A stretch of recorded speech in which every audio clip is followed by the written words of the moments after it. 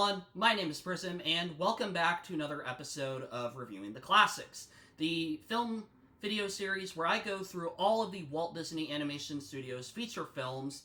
May miss one or two, but the goal is to go through pretty much every single one of them and give a ranking. Out of 10, what I think of the feature film. And in today's video, we're going to continue the Silver Age with 1951's Alice in Wonderland. Alice in Wonderland was the second feature of the Silver Age, but unlike Cinderella, it lacks quality. And today I'm going to explain why I give Alice in Wonderland a very low score, which I will eventually reveal at the end of the video. But for now, let's go down the rabbit hole and take a look at Alice in Wonderland.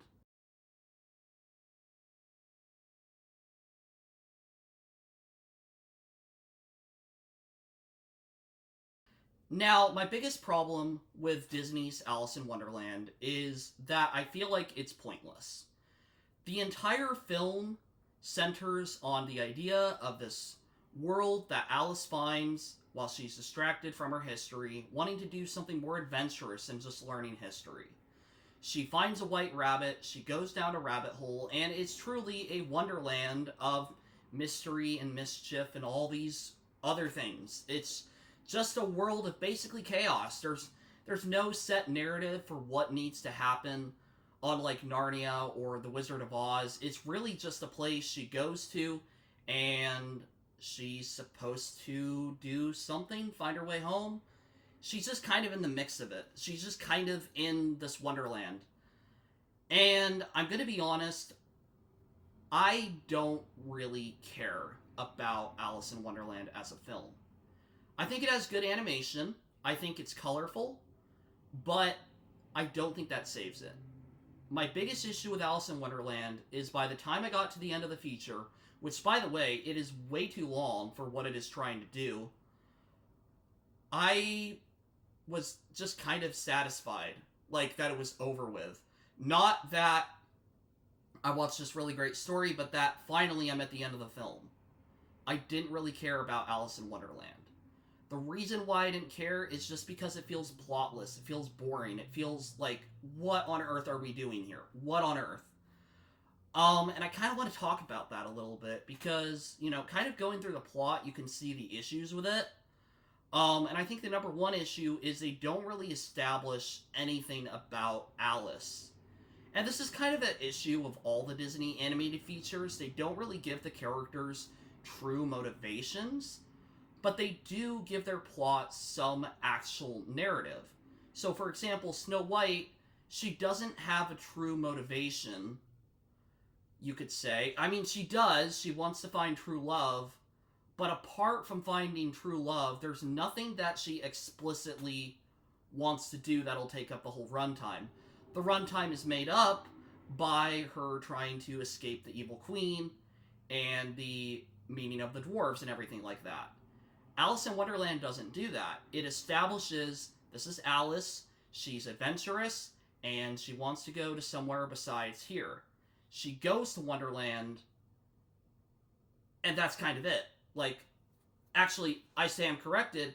She doesn't really say that she wants to be away from where she is. She's just adventurous. But she wants to get home because she's confused. But the issue with that is that doesn't feel like a thorough plot line. Because one minute she's crying about how she doesn't know how to get through the door and get to the White Rabbit or get home. And then the next minute she's actively trying to continue following the White Rabbit. And we're not reminded consistently enough that she actually wants to get home. And even if she does, like, for what reason? Because, like, she doesn't say she cares about her family explicitly.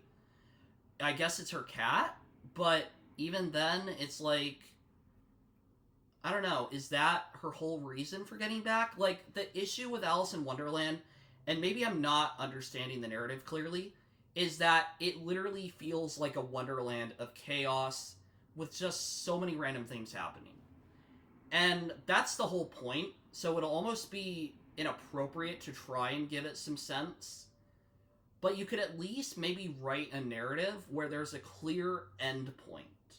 Like the 2010 Alice in Wonderland film. A lot of people don't like it. But at least in that film, it feels like something is accomplished by her going to the Wonderland, and at least we see the Queen early enough that we understand the politics and things like that. And in this film, we just don't. Like, really, it's a scene-by-scene film. It's not a scene A leads to scene B. It's a scene A, scene D, scene F, scene B, scene X, scene Y. You get the idea. It's like all these fluctuating scenes that do go together, but they don't make up a story that is compelling.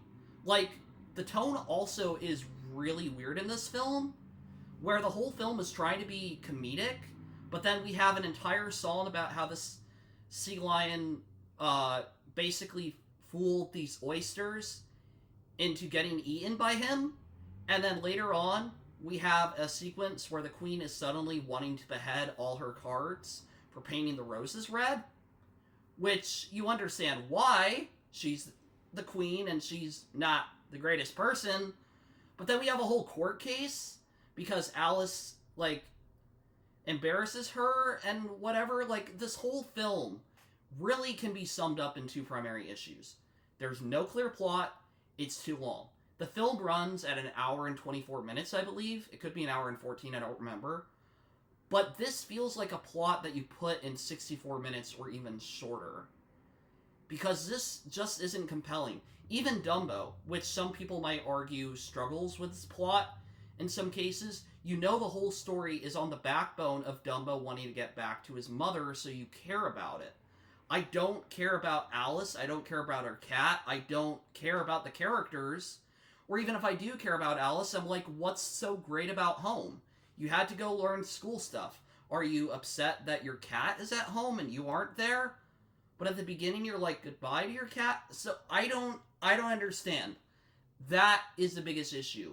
That Walt Disney feature animation made a film that meant nothing. It feels like one of the package features, where there's just no clear plot. There's events happening. And it's honestly kind of disappointing because this is one of the features Walt Disney really wanted to make for quite a while. And he had actually done Alice black and white live action shorts.